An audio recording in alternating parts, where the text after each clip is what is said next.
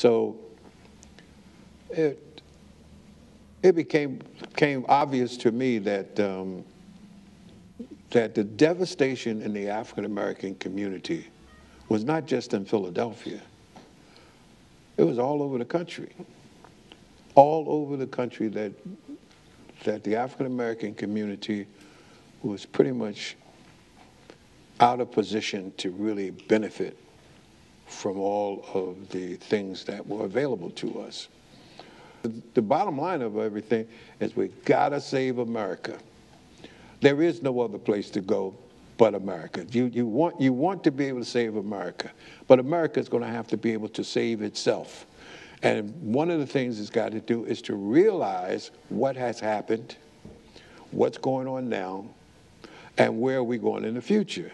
And so when you look at it today, you look at all the young African Americans that are in prison and the destabilizing of education, where kids don't even know if they're going to be going to school next fall. They don't know if there's going to be enough funding for it. And basically, this is in African American schools.